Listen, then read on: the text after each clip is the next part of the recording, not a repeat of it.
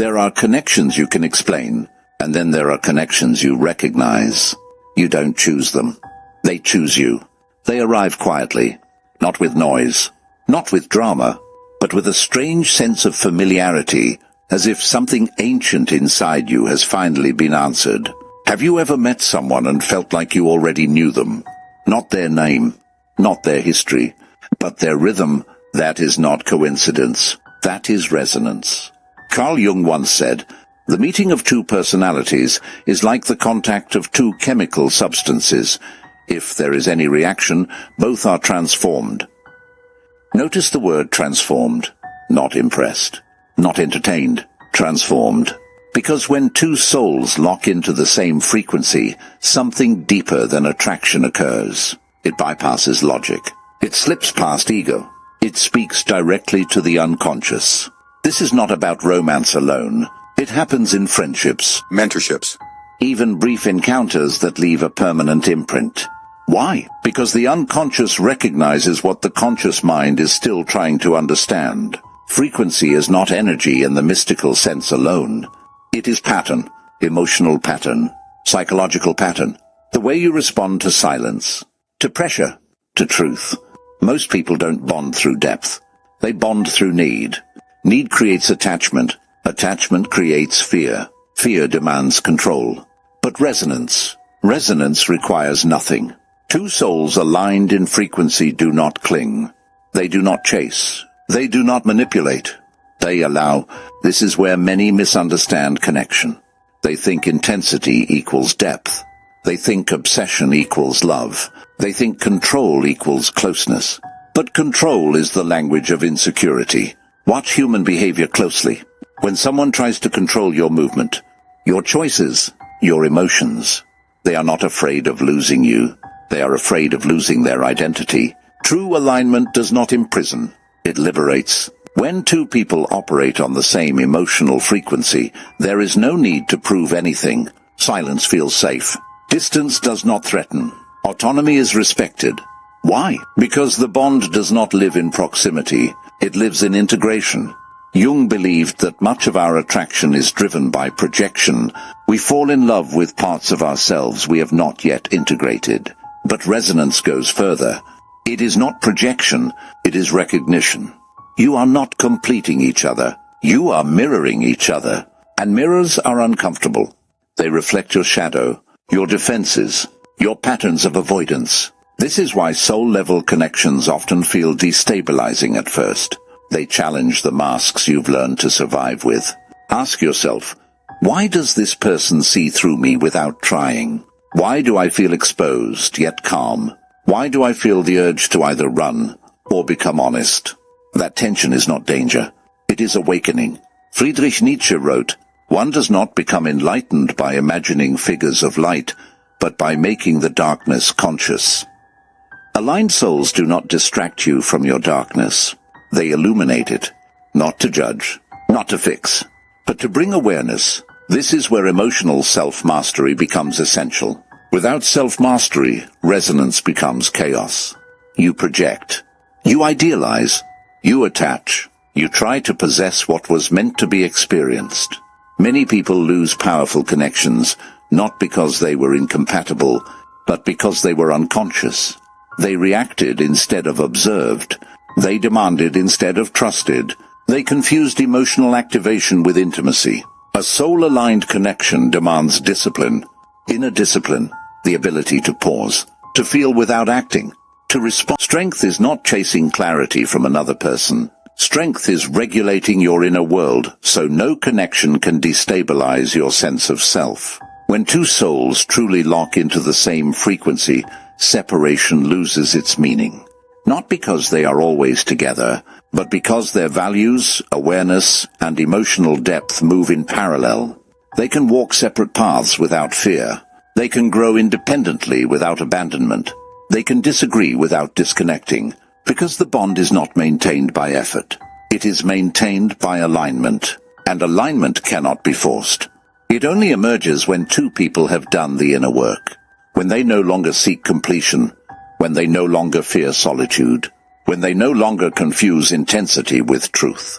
So ask yourself quietly, not emotionally, not impulsively. Are you seeking resonance or relief? Are you drawn to depth or distraction? Are you mastering your inner world or asking someone else to regulate it for you? Because when two souls truly lock into the same frequency, nothing external can separate them. But only if nothing internal is trying to control it. Because control is always the first thing to collapse a sacred bond. The moment fear enters, frequency distorts. The moment possession replaces presence, resonance weakens. Ask yourself, when something feels real, why do we instinctively try to hold it tighter? Why does the ego reach for certainty the moment the soul recognizes depth? Because the ego fears what it cannot predict. Aligned souls move in uncertainty with grace. They do not rush definition. They do not demand guarantees. They understand that meaning reveals itself through time, not pressure. Most human suffering in connection does not come from loss. It comes from resistance to impermanence. We try to freeze moments. We try to label experiences. We try to extract security from something meant to teach us presence. But resonance is fluid. It breathes, it expands, it retreats. And when it retreats, it is not abandonment, it is integration. This is where emotional maturity separates those who experience connection from those who destroy it. Immature attachment says, if you pull away, I disappear. Mature alignment says, if you pull away, I remain whole. The unconscious knows the difference. Jung believed that individuation, the process of becoming whole, requires us to stop outsourcing our sense of self. A soul-aligned connection does not replace your purpose. It refines it. It does not become your center. It mirrors your center. That is why these bonds feel timeless. Not dramatic. Not chaotic. Timeless. They are not built on constant contact, but constant recognition. You recognize each other in thought, in values. In silence. Even absence does not erase the imprint, because what was integrated cannot be undone. This is difficult for the untrained mind to accept. The mind wants proof, messages, reassurance, validation. But the soul asks a different question. Who am I becoming in this connection? If the answer is more grounded, more aware, more self-directed, then the frequency is real. If the answer is anxious, fragmented, self-abandoning, then something else is at work. Intensity can mimic depth. Trauma can masquerade as destiny. True alignment is calm. It does not hijack your nervous system. It stabilizes it. And here is the quiet truth most people avoid. Not every soul-aligned connection is meant to last forever in form, but every true one lasts forever in impact. Because transformation does not reverse. Once your awareness expands, it does not shrink. Once you have seen yourself clearly, you cannot unsee it. This is why some connections feel unfinished. Not because they ended too soon, but because they awaken to integrate the lesson without chasing the teacher. To maintain your frequency even when the mirror is gone. Because when two souls lock into the same frequency, the real separation is not distance. The real separation happens only when one abandons their inner work. And this is where the paradox reveals itself. The more you try to keep the connection, the more it slips through your fingers. The more you release the need to define it, the more it stabilizes within you, because frequency is not maintained by effort. It is maintained by integrity. Integrity of thought, integrity of emotion, integrity of response. You do not rise to the level of your desire in relationships. You fall to the level of your self-awareness. This is why some people meet a soul-aligned connection and panic. It asks too much. Not in action, but in responsibility. Responsibility for one's triggers. Responsibility for one's projections. Responsibility for one's inner chaos. When two souls are truly aligned, excuses lose power. Blame dissolves. Games become exhausting. There is no place to hide. That can feel threatening to those who are still identified with their wounds. But for those willing to observe themselves honestly, these connections become accelerators of growth, not comfort zones, catalysts. Jung warned that what we resist most in others is often what we have not yet faced within ourselves. So when a connection stirs discomfort, do not rush to interpret it as danger. Ask instead, What is being revealed? Is it your fear of abandonment, your need for control, your avoidance of vulnerability, your attachment to being needed rather than being seen? Aligned souls do not rescue each other. They witness each other. They do not merge identities. They respect differentiation. This is the quiet discipline of emotional self-mastery, to feel deeply without collapsing inward, to care without clinging, to remain open without losing center. Few people are trained for this. Most were taught love as survival, as bargaining, as reassurance against loneliness. But resonance does not bargain, it simply is. This is why silence in aligned connections feels different. It is not empty, it is full of understanding. Why space does not feel like distance. Why time does not weaken recognition. And why, even when paths diverge externally, the internal alignment remains intact. Not as longing, not as obsession, but as clarity. Clarity about who you are, what you tolerate, what you no longer chase. This is the hidden gift of soul-level frequency. It reorganizes your standards. You stop negotiating with what diminishes you. You stop romanticizing emotional chaos. You stop mistaking intensity for intimacy. You begin to recognize calm as depth, consistency as devotion, presence as power. And perhaps the most humbling realization of all, some connections are not meant to be held.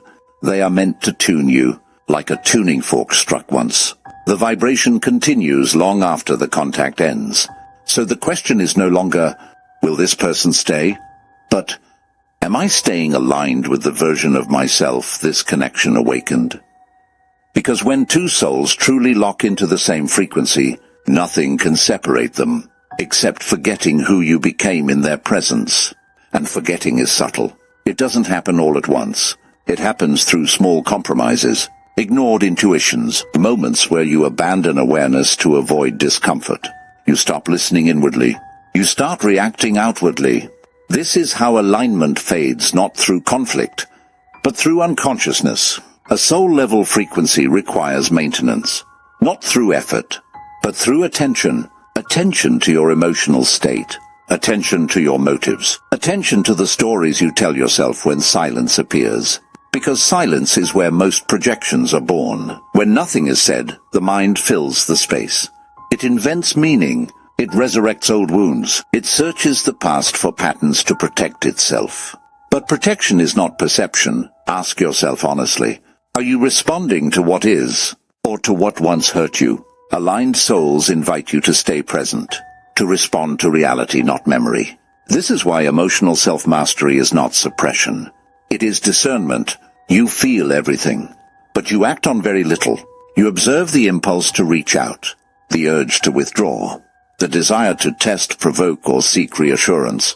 And instead of obeying the impulse, you question it. What am I trying to regulate right now? Is this coming from truth or fear? Am I honoring the connection or my insecurity? Most people never ask these questions. They act first, then regret later. But resonance cannot survive impulsivity. It requires restraint, not coldness. Clarity. This is why aligned connections often feel slow. Not because there is a lack of depth, but because there is an abundance of awareness. Nothing is rushed. Nothing is forced. Nothing is used to fill a void. And paradoxically, this slowness creates intensity, not emotional chaos, but psychological gravity. You feel pulled, not pushed. Jung spoke of the self as something that emerges when the ego stops trying to dominate experience. In aligned bonds, the ego relaxes, not because it disappears, but because it is no longer in control. There is mutual respect for inner sovereignty. No one tries to save. No one tries to fix. No one tries to extract meaning prematurely. Instead, there is patience. Patience with growth. Patience with timing. Patience with unfolding. This patience is rare in a world addicted to immediacy. And this is why such connections are often misunderstood. From the outside, they look distant, undefined, even fragile. But internally, they are anchored in values, anchored in awareness, anchored in emotional regulation. And regulation is not numbness. It is freedom. Freedom from compulsive reassurance seeking. Freedom from emotional bargaining. freedom from the need to control outcomes. You begin to trust alignment more than certainty, because certainty is mental. Alignment is embodied. You feel when something is real, not in excitement, but in steadiness. Your nervous system settles. Your thoughts slow. Your reactions soften. That is how you know, not because everything feels perfect, but because nothing feels forced. And this understanding changes how you move forward. You stop chasing echoes of connection. You stop settling for intensity without depth. You stop trying to recreate resonance where it does not exist. Because once your frequency has been refined, misalignment becomes obvious. Not dramatic, just clear. And clarity, once gained, does not ask for permission to stay. So now the question is no longer about them. It is about you. What frequency are you holding when no one is watching? Who are you when there is no reaction to chase, no reassurance to lean on, no outcome to control? Because when two souls truly lock into the same frequency, they do not cling to each other. They recognize themselves. They meet not to escape loneliness, but to confirm wholeness. And that is why nothing can separate them. Not distance, not silence, not time. Only unconsciousness can. Stay conscious. Stay inwardly anchored. Master your inner responses before demanding external certainty. Because the deepest bonds are not maintained by proximity, but by presence, not by possession, but by self-mastery. And when you learn to hold your frequency with integrity, you stop fearing separation altogether. You understand something quietly powerful. What is truly aligned does not need to be chased. What is truly real does not need to be controlled. And what is truly yours will always recognize you, no matter where you stand. If this resonated with you, don't rush past it. Sit with it. Notice where it touched something unresolved. Notice what it revealed about how you connect, how you attach, how you respond when depth appears. If you're ready to move with more awareness, to master your inner world instead of reacting from old patterns, stay here. Subscribe not for noise, but for clarity. This space is for those who choose depth over distraction, self-mastery over emotional chaos, and consciousness over control. And if someone came to mind while listening, not from longing, but from recognition, leave a quiet comment. Not to explain, just to acknowledge, because awareness grows stronger the moment it is named.